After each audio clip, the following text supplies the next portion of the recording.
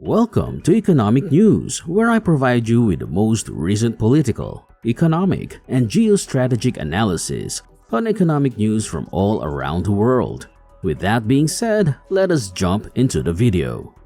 China's Ministry of Agriculture and Rural Affairs said this week that it will broaden the scope of pilot projects for the industrialization of genetically modified maize and soybeans.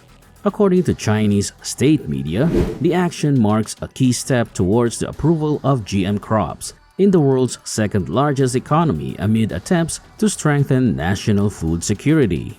According to one Chinese Academy of Social Sciences researcher who spoke to the state-run Global Times this week, China will promote GM pilot projects in accordance with international standards this year, and if trials go smoothly and successfully, legalization may take place next year. Nonetheless, the researcher attempted to reassure domestic readers that the studies will only use animal feed and not human food, owing to uncertainty and safety issues, despite the fact that humans consume the animals that consume the genetically modified crops. According to international media sources, the pilot program is starting modestly. According to anonymous sources, China will likely plant fewer than 1% of its cornfields with genetically modified versions this year, dashing hopes for a complete commercial debut of the technology in the world's second-largest maize market. According to a senior manager of a Chinese seed company, China's Ministry of Agriculture and Rural Affairs has selected around 267,000 hectares or 660,000 acres to be planted with genetically modified or GMO corn this year. But nevertheless, we know that food security is now a top political priority in China, so we can expect this initiative to expand substantially over the next 2 years. Next up, China's central bank released its quarterly monetary report on Friday. This year, the report committed to finding a balance between encouraging the economy and avoiding inflationary threats. It also stated that authorities are still reviewing the economy's need for more support, pledging to avoid flood-like intervention, at least on the monetary side as we have witnessed. Because local governments, enterprises, and consumers all have a low appetite for borrowing, the impacts of monetary policy have been mainly constrained. Local governments only do it because of political mandates. According to experts at the Chinese financial media site Yichai, the central bank has committed to deploy structural monetary policy instruments to enhance credit supply guidelines. For example, banks should employ technology, innovation, refinancing, and special refinancing for equipment, renewal, and transformation to meet loan demand in the manufacturing industry, social service sector, and small and medium firms. According to Caixin, a Chinese financial media outlet, the People's Bank of China has used nearly every tool in its toolbox to spur borrowing demand. Interest rate cuts, subsidized loans, targeted lending facilities such as the medium-term lending facility, and relending programs, and liquidity injections into the banking system through cuts in banks' reserve requirement ratios and open market operations, adding that the central bank will release more than 1 trillion yen or around $145 billion in long-term funds in 2022 through 2 reductions in banks' minimum reserve ratios. As of the end of 2022, the central bank maintained a balance of around 6.4 trillion yen in structural monetary policy instruments, representing 15% of total assets. The central bank provided 350 billion yuan in special loans for major housing projects to the real estate sector, and the nationwide average mortgage rate was 4.26% in December, the lowest since records began in 2008. This was all to suggest that the central bank has really tugged at most of its monetary policy levers. It is unsurprising that its leadership sees fiscal choices as the best path forward if more economic stimulation is necessary.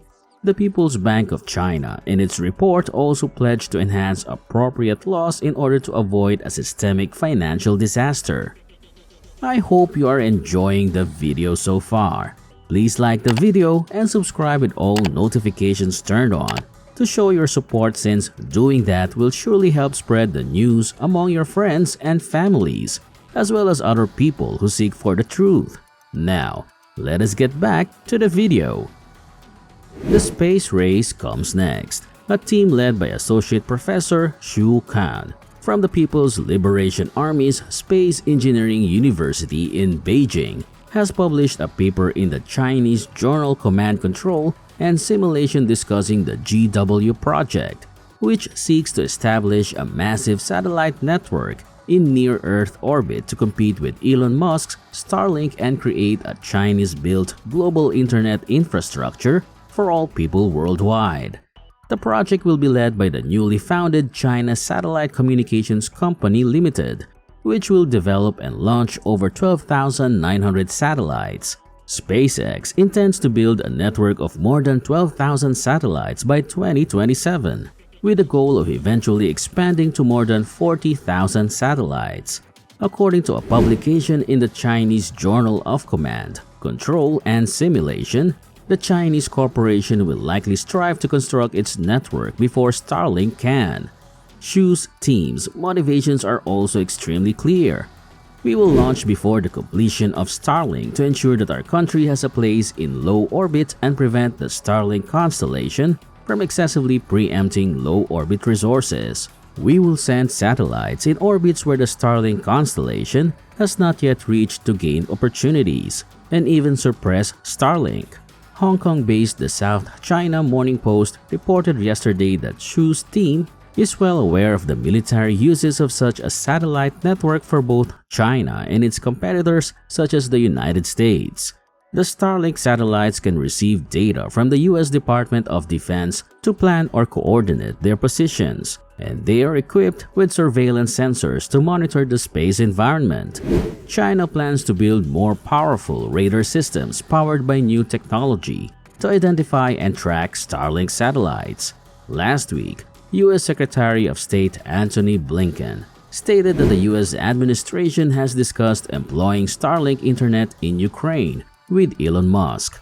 According to Xu's report on the proposed Chinese network, new weapons such as lasers and high-power microwaves will be created and utilized to destroy Starlink satellites that pass over China or other critical locations.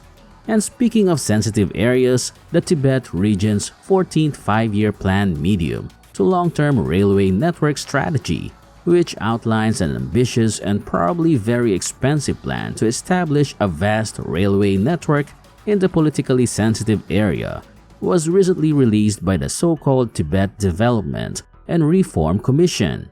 4,000 kilometers of primarily high-speed railway lines are expected to be completed by 2025, with the system expected to grow and construction to continue until 2035.